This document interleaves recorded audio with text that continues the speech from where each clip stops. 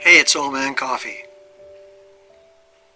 Actually, today I wanted to talk to you a little bit as just Chris. The Oldman Coffee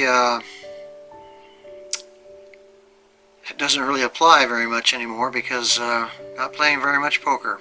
In fact, I'm not playing any at all. A little bit online, but it gets kind of boring. A lot of the reason why I play poker live is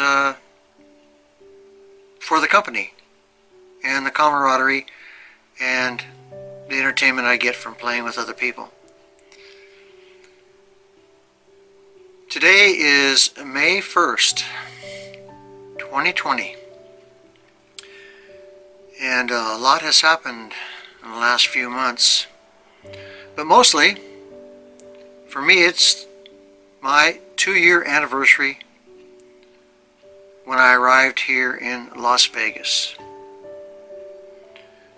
And a lot of you are probably wondering why I chose Las Vegas, how I got here. Well, that's a long story. Probably better for another time. What I wanted to talk to you about today is basically what's going on in the world.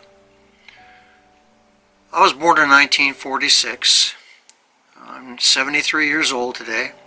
Well, not today, but I'm 73 years old as I'm making this video. And I lived through the 60s. During the Vietnam War, I joined the Army in 1966. I was 19 years old and served 3 years in the Army. Now, I didn't go to Nam because I chose a profession in the Army that specifically did not go to Vietnam. I wasn't exactly for that war, and I certainly didn't want to be a part of it. But like I said, I grew up in the 60s, and one of the things that was kind of instilled in us during the Cold War and during the time that I was in school was a book by George Orwell, and the book was called 1984. And actually there's been a couple of movies about that book that George Orwell wrote. And it was required reading when I was in school, in high school. And of course the politics were a lot different back then than they are today. I doubt that that's required reading in today's curriculum in schools. I'm sure there's a lot of people who would not want that book read by a lot of today's kids because of what's going on in the world. Now here's a little synopsis of George Orwell's book 1984.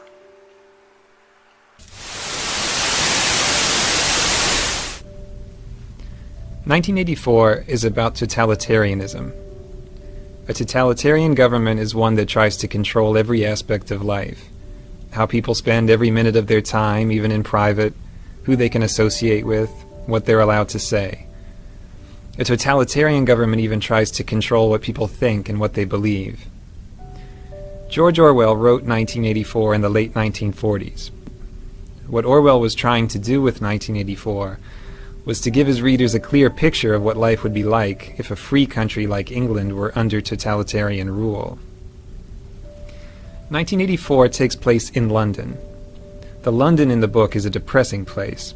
There's never enough to eat, the food's disgusting, there aren't enough clothes or shoes or anything to go around, and the city is pretty dilapidated, except for these giant pyramid-shaped government buildings that rise above the landscape. The worst part is that the government is always watching everything people do. There are these posters of Big Brother, who's supposedly the leader of the government, that say, "Big Brother is watching you." There are thought police who have hidden cameras and microphones literally everywhere. The government can watch you in your home, through your TV screen, and you're not allowed to turn your TV off, ever. There are a lot of things you're not allowed to do in this society, and if you do them, the police might take you away. Then there are things you have to do. You have to watch the government programming on TV, most of its news, some of its exercises. You have to attend pep rallies, including this one called the 2 Minutes Hate. So it's hard to even have time to think your own thoughts, because they're constantly filling your head with propaganda. The main character of 1984 is Winston Smith. He's 39, he has a job in the government, and he lives this horrible, dreary existence without any friends or anyone in his life. At the beginning of the book, he starts writing a diary to talk about how much he hates life in his society, even though writing a diary is one of those things you'd be killed for doing if you were caught. The diary is his place for thinking about his society. It's a place where he tries to imagine if life could possibly be different from the way it is. There's no way for him to know if things were ever different before, because the government has changed all the records of the past and rewritten all the history books. Well, growing up in the 60s, we thought that nothing like that could ever happen in the United States, let alone the whole world.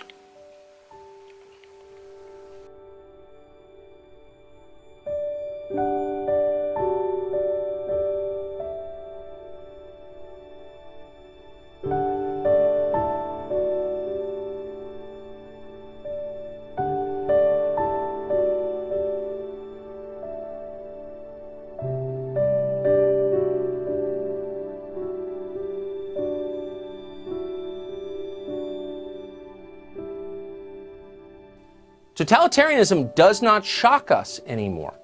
Maybe that's because all of a sudden, it's all around us. You may have seen this tape already. If not, you've likely seen many more like it in the past few weeks. 2 armed officers arrive at a family's home in Wisconsin. Someone has reported the mother to police for arranging a play date for her daughter. That's now a crime. Here's what happened next. Are you aware that we're in a stay-at-home order right now?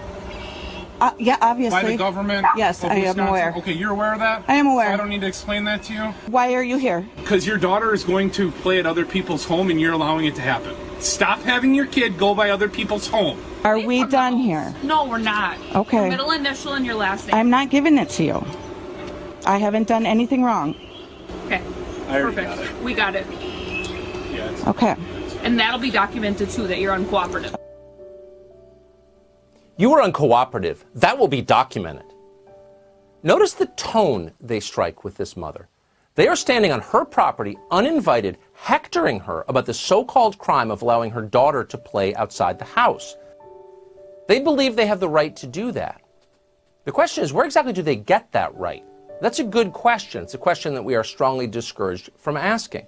The short answer is governors told them they could. Never in American history have politicians been more powerful than they are now. Effectively, they are gods. In the state of Maine, for example, Governor Janet Mills now has the power to suspend any law she doesn't like. She can seize any state resource she feels like seizing. She can force any citizen or all citizens from their home. She can do all of this for as long as she wants, as long as she believes Maine is in a state of emergency. In fact, there's virtually nothing that Janet Mills can't now do. Many governors now have these powers.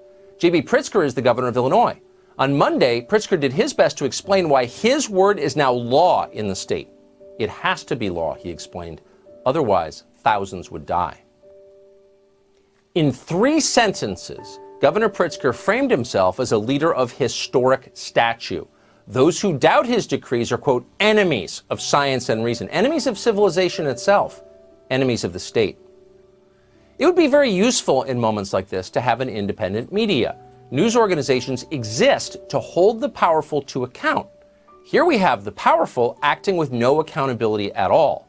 And our news media, they are cheering it on, besotted fangirls. No abuse is too grotesque for them. No talking point is too stupid to repeat. Reporters will do whatever they are told. They are all in. MSNBC recently sent a camera crew to document one of the latest and most Orwellian developments in America's descent into Chinese-style social control, barking drones that harangue citizens from the air. MSNBC was delighted by it. Please move away from each other and separate. Elizabeth, New Jersey is now using drones to spread the life-saving message. You are not immune to this virus. Move away from each other, commands the state of New Jersey. Break it up! Your God-given right to free assembly has been suspended indefinitely. Back inside, proles, or you will face the consequences. MSNBC applauds this as if it's all completely normal. In fact, it is, they tell us, a life-saving message. Handmaidens to the corona security state.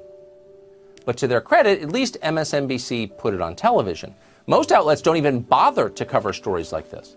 The other day, prosecutors in New Jersey charged 9 people for daring to participate in a Jewish wedding in their backyard. A few months ago, that would have made the news.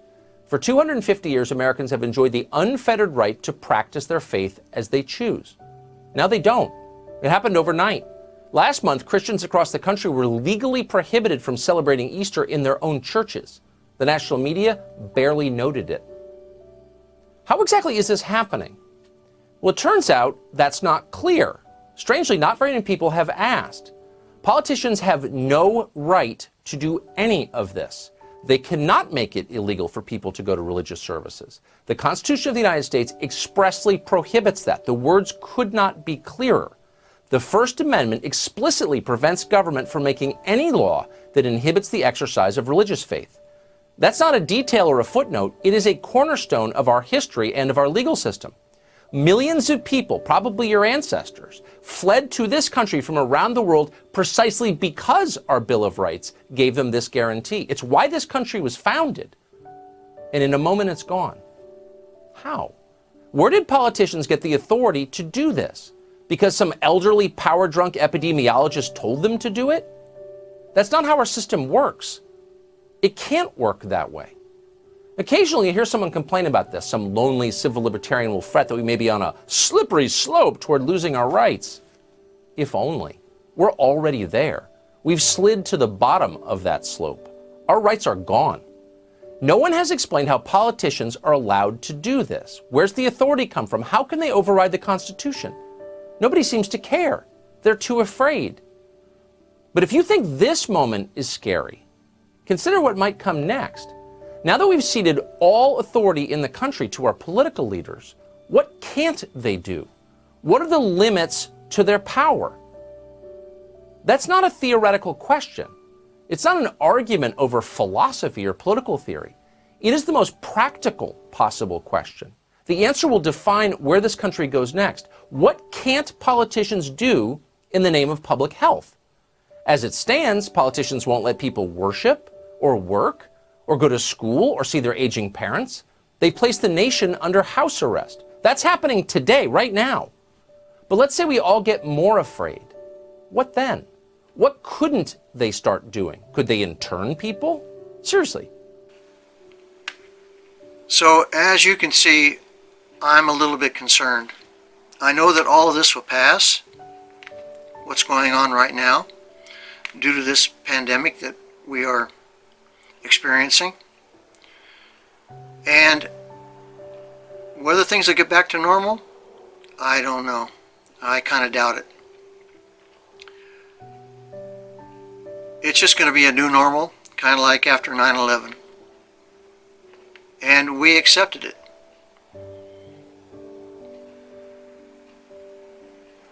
And I don't mean for my vlog to become a political podium for me to stand on. I'm not into politics really that much at all. Here's a little video that was filmed just prior to George Orwell's death and his warning to us. But he left one final warning. 1984 is, I believe, a quite terrifying masterpiece. So terrifying, in fact, I don't think I should like to read another like it. I am not absolutely dissatisfied with it. I think it is a good idea, but the execution would have been better if I had not been under the influence of TB when I wrote it. You once claimed that you have an ability to face unpleasant facts. Is that what you've demonstrated in 1984 by drawing an accurate portrait of the future? I think that allowing for the book being, after all, a parody, something like 1984 could actually happen. This is the direction the world is going in at the present time. In our world, there will be no emotions except fear, rage, triumph and self-abasement. But always there will be the intoxication of power. Always, at every moment, there will be the thrill of victory, the sensation of trampling on an enemy who is helpless. If you want a picture of the future, imagine a boot stamping on a human face forever. The moral to be drawn from this dangerous nightmare situation is a simple one. Don't let it happen. It depends on you.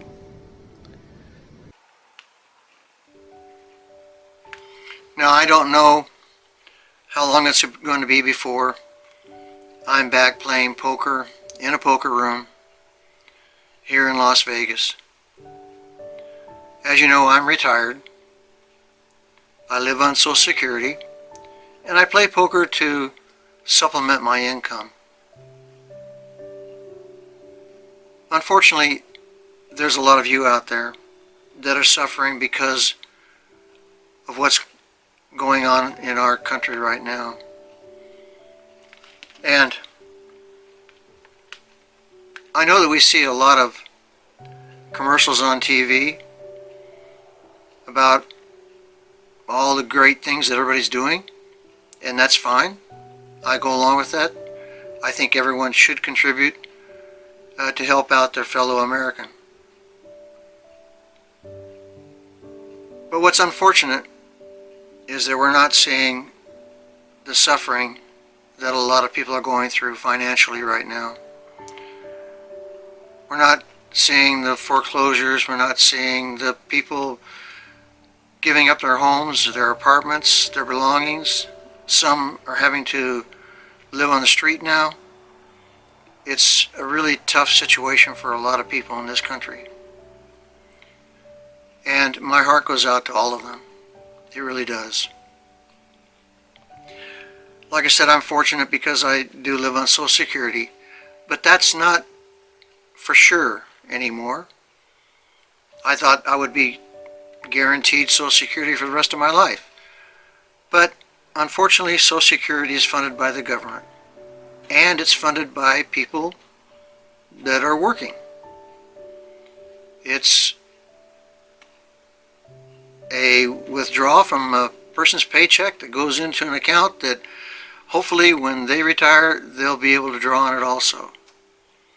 So all of us baby boomers are really living off of the people that are working today. And with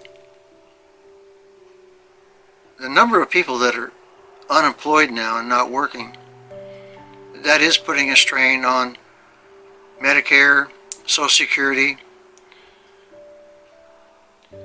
So we'll just have to see what happens in the future when it comes to that.